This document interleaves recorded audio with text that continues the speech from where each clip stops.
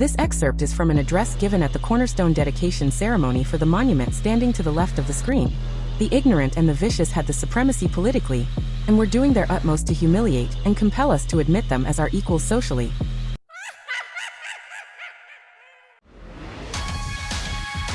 Anson held an inordinate amount of influence within the state and the remainder of the antebellum South, this same level of influence with the Confederacy during the Civil War, and then at both state and federal levels during the period of Reconstruction following the war.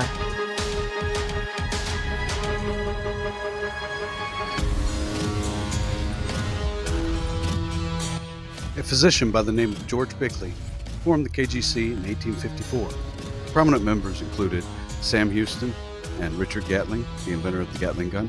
These passages from the Anson County Confederate Soldiers Memorial attribute principles to the Confederate soldier of their leaders in the Confederacy, removing the voices of the soldiers and having the leaders speak on their behalf. The social order ascribed to the ideology of all Confederate soldiers is claimed to be their home rule right of enacting. This is the Eastview Cemetery in Wadesboro, North Carolina. Many of Anson's prominent citizens of the past are buried here. You will notice a strong Masonic tradition. This is the grave of James Augustus Leake, who curiously became the president of the Bank of New Hanover in Wadesboro after being the president of the Bank of Wadesboro prior to the Civil War, a bank that closed its doors because of their claimed investment in Confederate currency, which was lost with the war. As we covered in our video, Anson Oddities, Smith was never in the color guard. This is William Alexander Smith's family grave marker, where he, his first wife, and their 3 children are buried. Smith's eldest brother, Presley Nelm Smith, shows no record of ever serving in the Confederate Army. The first battle the Anson Guards were actually engaged in combat was at the Battle of Malvern Hill. It appears Smith's older brother, Charles Ebenezer Smith, deserted shortly following Yorktown at the beginning of the Peninsula campaign after seeing the U.S. Army forces for the first time of the war. We mentioned only the famous Texans Sam Houston and Richard Gatling reportedly being members of the KGC because Sam Houston publicly disassociated from the group when he realized their ultimate objective was the collapse of America. Richard Gatling's Gatling gun was first used during the Civil War, most notably during the Siege of Petersburg by U.S. forces. It appears Mr. Gatling also separated from the group in favor of our Constitution. This is the Oaks Plantation. Construction was finished in 1844, the year following the birth of William Alexander Smith. Smith's father was a planter who owned over 24 slaves who lived and worked on the plantation. The number of slaves outnumbered the family they supported by 3 to 1 with 7 children in the family, and this was consistent through most of Anson that was once known as the home of the aristocrats. As mentioned in Anson Oddities, the Argus casualty report published in the week following the Battle of Malvern Hill added to the casualty report of the battle that Smith's father, William Gaston Smith, and other Ansonians were in Richmond and give every attention in their power. This next excerpt is an address from the cornerstone dedication ceremony published in the issue of Wadesboro's Messenger and Intelligencer following the ceremony. This issue of the paper is referenced in the summary on the commemorative landscapes profile for the Confederate Veterans Memorial, but it was not listed in the sources regarding the monument. It will stand not only as a monument to commemorate the virtues and the heroism of the dead and the living soldiers of Anson County, but also as an emblem to teach future generations lessons of fidelity to the principles and the culture, which are the heritage of the Southern people and the pride of every true son and daughter of the South. The 3 pages of an address to the citizens of the Southern states at the convention of the KGC at a meeting held in Raleigh from May 7th to the 11th of 1860 states the Knights of the Golden Circle constitute a powerful military organization as a nucleus around which to hang such political considerations as will, if well managed, lead to the disenthrallment of the cotton states from the oppressive majority of the manufacturing and commercial interests of the North. The timing of this meeting and the language of this address clearly show the influence by the KGC in motivating the secession movement that instigated the Civil War.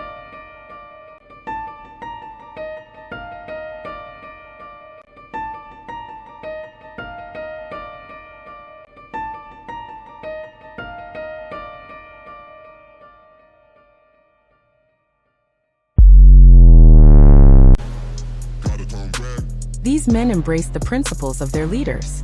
They believed our social institutions and our right of local self-government.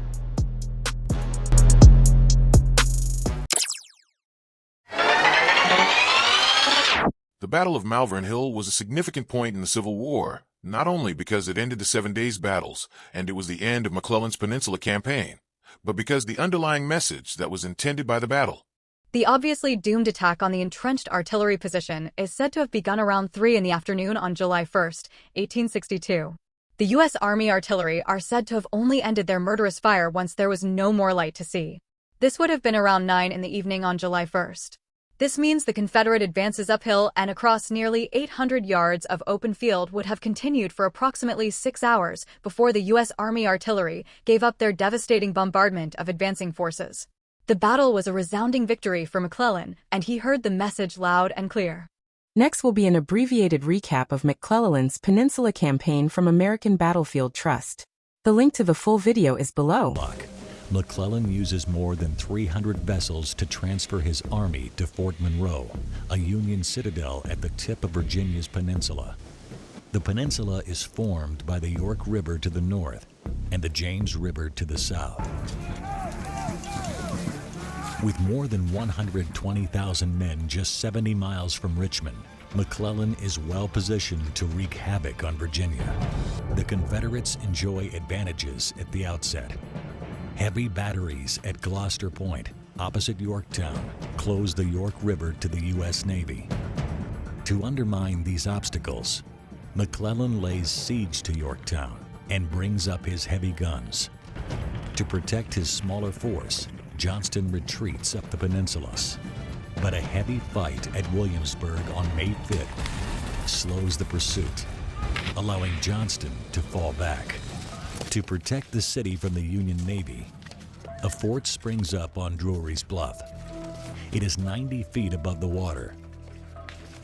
The defenders place obstructions to block the channel. U.S. Navy Secretary Gideon Welles sends a 5-ship strike force toward Richmond.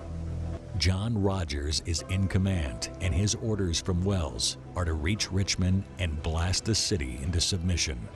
In a 4-hour battle, the defenders stand firm. The next effort against Richmond will come by land. By mid-May, some of McClellan's army has reached the city's outskirts at Seven Pines, and Army Commander Johnston is badly wounded.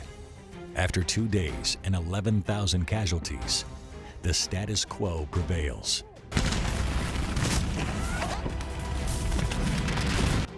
Johnston's wounding paves the way for a new commander, General Robert E. Lee. On June 26th, Lee strikes.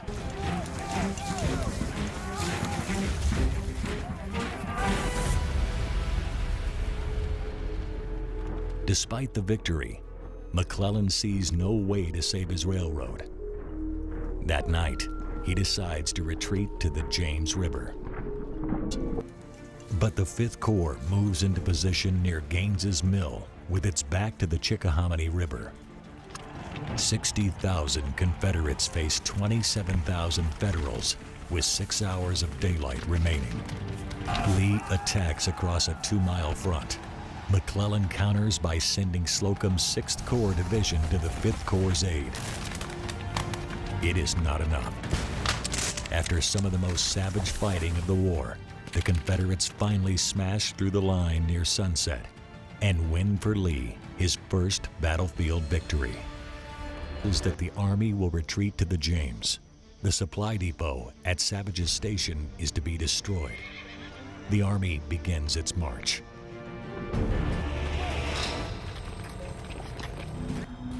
The battle is called Glendale in the north and Fraser's Farm in the south.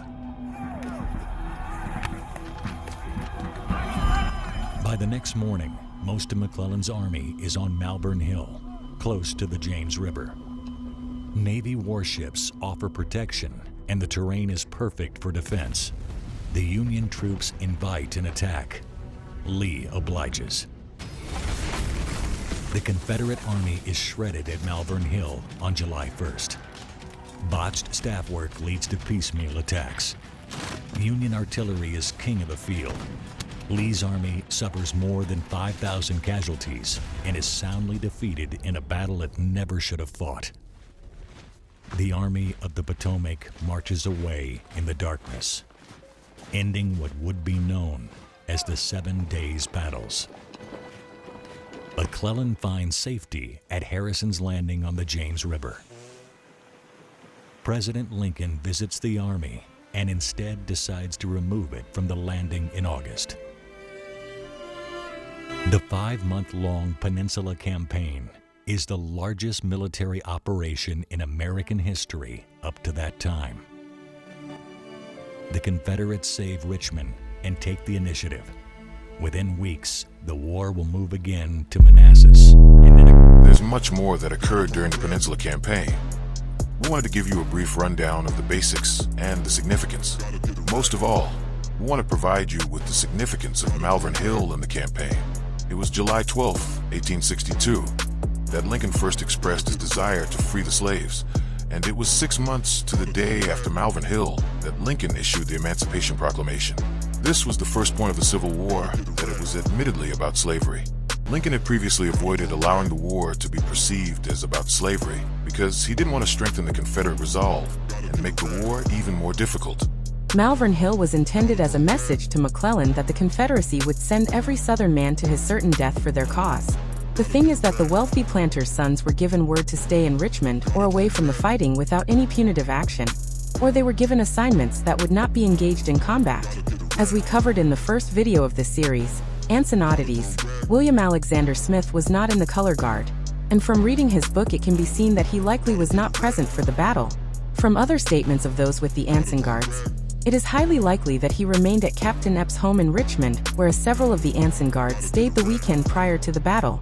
This is also where he stayed for the next 5 months, until receiving his unique discharge. Riston Tyler Bennett was also one who stayed at the Epps home for the battle, and Bennett was not promoted to colonel on July 5, 1862, like the book credited to Smith on the Anson Guards claims. Also, Companies I and K of the North Carolina 43rd Regiment were tasked with securing a road running parallel to the James River. They took incidental fire from the gunboats on the James River, but were never actively engaged in combat. These companies were coincidentally organized in March of 1862, the month before the Conscription Act went into effect. What's unique about these companies is that Robert Troy Hall and Walter Jones Bogan were previously Anson Guards who had resigned in 1861 and returned to Anson County. Both had coincidentally mustered and been recommissioned with the North Carolina 43rd just prior to the Conscription Act mandating their service. Companies I and K of the 43rd were given rearguard duties in Richmond during the Maryland campaign and didn't take any comparable casualties to other companies until the siege of Petersburg, when it was an all-hands situation needed to repel the U.S. Army forces advancing on the city. The war dragged on with the next summer, fighting the Battle of Gettysburg. Then the siege of Petersburg began on June 9, 1864. This was when the Gatling gun was notably used against Confederate forces. The siege protracted until March 25, 1865. On April 9, 1865, General Lee surrendered to General Ulysses S. Grant at Appomattox Courthouse and ended the Civil War after 4 long, bloody years since beginning with a bloodless battle at Fort Sumter in April of 1861. Less than 1 week after Lee's surrender, KGC member or sympathizer John Wilkes Booth entered Ford's Theater on April 15, 1865, to assassinate the President, Vice President, Secretary of Treasury, and the Secretary of War, but after assassinating just President Lincoln, Booth jumped from a balcony and broke his leg on the landing. Booth was able to escape the theater in the chaos that ensued, and was finally cornered by troops on April 26, 1865, when he was killed by a gunshot wound to the neck.